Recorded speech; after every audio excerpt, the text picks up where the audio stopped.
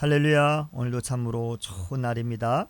오늘도 생명의 삶으로 시작하는 모든 분들에게 하나님의 크신 은혜와 복이 있기를 주님의 이름으로 축복합니다.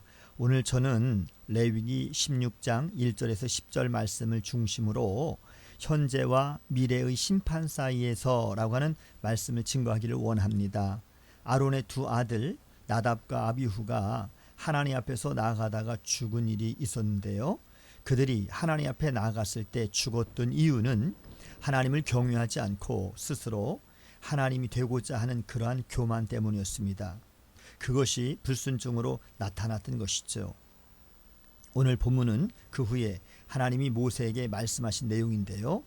아론에게 성소의 휘장 안 법궤의 속죄소 앞에 아무 때나 들어오지 말라는 말을 전하라고 하셨습니다. 속죄소는 하나님이 구름 가운데 나타나시는 곳으로 사람이 함부로 들어가면 목숨을 잃는 곳입니다. 2절 말씀에 죽지 않도록 하라라고 하는 이 하나님의 말씀에서 구원하길 기뻐하시는 하나님의 성품을 우리는 발견할 수가 있습니다. 아론이 속죄일에 성소에 들어가려면 수송아지를 속죄 제물로 삼고 그리고 숫양을 번제물로 삼아서 제사를 드려야 했습니다. 하나님 앞에서 나아갈 때 대제사장도 예외가 없었습니다. 하나님이 명령하신 방법대로 제사를 드려야 했던 것이죠. 아무리 대단한 사람이라 할지라도 스스로 죄를 씻을 수가 없습니다.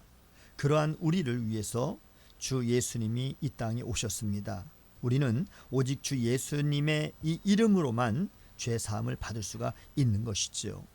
대제사장은 거룩한 세마포 속옷과 그리고 속바지를 입고 띠를 띠며 세마포 관을 쓰게 되어 있었습니다. 거룩한 옷은 함부로 입을 수 없었습니다. 하나님이 명령하신 대로 몸을 씻고 입어야 했던 것입니다. 모든 일의 기준은 항상 말씀인 것이지요.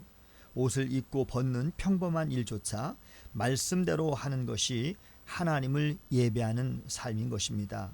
하나님은 대제사장이 자기의 모든 삶, 사소한 부분까지도 하나님을 경외하면서 예배하기를 원하셨던 것입니다. 매일의 삶에서 아주 작은 것들을 하나님께 드려보십시오.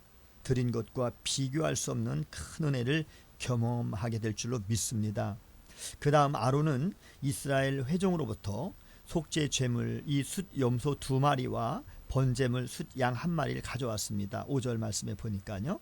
백성 전체를 속죄하는 일은 굉장히 중요합니다. 그런데 사실은 일 자체보다 일하는 사람이 더 중요하죠.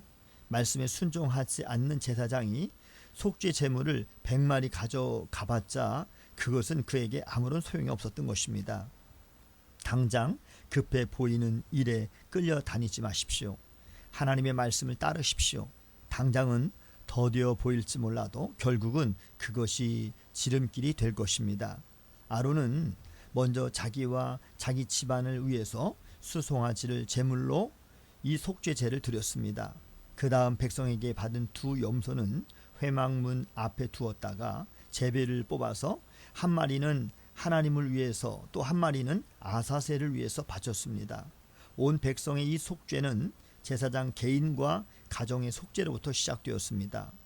회개는 남에게 강요하는 것이 아닙니다. 먼저 내 마음을 돌이켜서 하나님을 향하는 것입니다. 하나님은 우리의 작은 순종을 통해서 가정이 변하고 공동체가 변하는 역사를 반드시 이루어 주실 것입니다.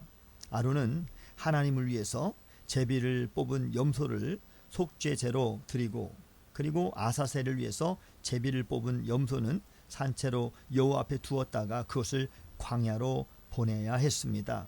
죄의 싹은 사망이라고 로마서 6장 23절에 말씀했습니다. 제단에서 죽은 염소가 있고 그리고 광야에 나가서 결국 죽게 될 염소가 있습니다. 예수님을 믿지 않는 사람은 이미 심판을 받았다라고 요한복음 3장 18절에 분명하게 말씀하셨습니다. 그를 믿는 자는 심판을 받지 아니하는 것이요 믿지 아니하는 자는 하나님의 독생자의 이름을 믿지 아니함으로 벌써 심판을 받은 것이니라 라고 말씀하셨습니다. 하나님의 생명에서 끊어져 죄로 죽었기 때문인 것이죠. 즉 심판의 이 현재와 또 죽음과 장차올 미래의 죽음을 말하는 것입니다. 오직 예수님만 우리를 죽음에서 구원하실 영원한 구주가 되십니다. 그 믿음으로 오늘도 하나님 앞에서 살아가는 저와 여러분이 되시기를 주님의 이름으로 축복합니다. 샬롬.